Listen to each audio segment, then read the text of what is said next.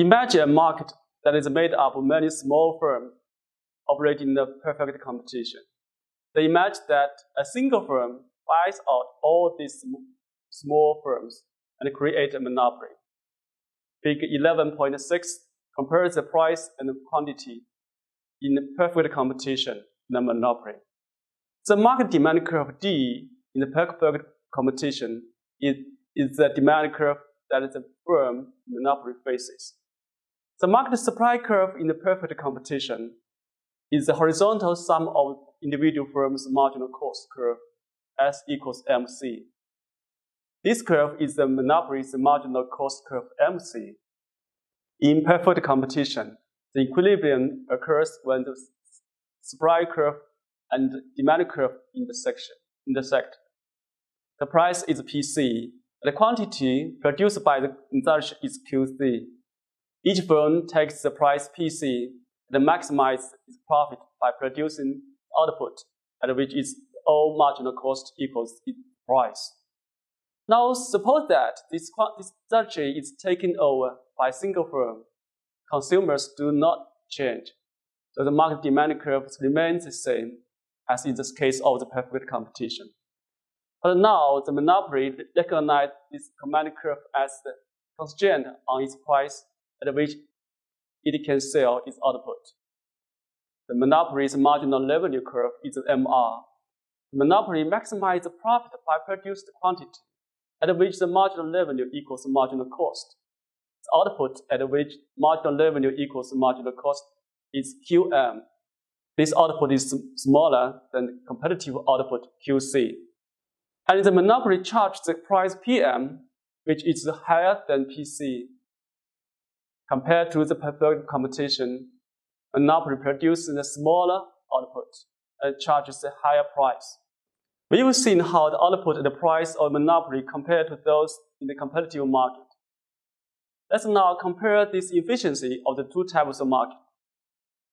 Figure 11.7 shows the efficiency of perfect competition. The market demand curve is the marginal social benefit curve, MSB. The market supply curve is the marginal social cost curve, MSC. So competitive equilibrium is efficient because MSB equals MSC. Consumer surplus is a green triangle on the demand curve and above the equilibrium price. Producer surplus, the blue area, above the supply curve and below the equilibrium price. Total surplus, consumer surplus, and producer surplus is maximized.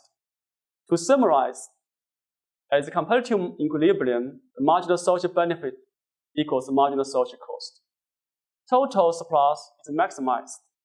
Firms produce at the lowest possible long-run average cost, and resource use is efficient. Figure 11.8 illustrates the inefficiency of monopoly and the resource of that inefficiency. A monopoly produces QM and sells its output for PM. The smaller output and higher price drive the wedge between the marginal social benefit and the marginal social cost and create a deadweight loss. The gray triangle shows the deadweight loss and its magnitude is a measure of the inefficiency of the monopoly. A monopoly produces a smaller output than the perfect competition and faces no competition, so it does not produce at the lowest possible long-run average cost.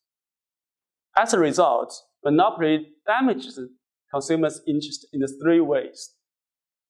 A monopoly produces less, increases the cost of the production, and raises the price by more than increase the cost of the production.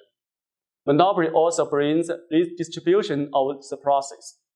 You've seen that monopoly creates deadweight loss and is inefficient. But the social cost of the monopoly can exceed the deadweight loss because of an activity called rent sinking. Any surplus, consumer surplus, producer surplus, and economic profit is called economic rent. The pursuit of wealth, the capture economic rent, is called rent sinking. Rent sinkers pursue goals in two main ways.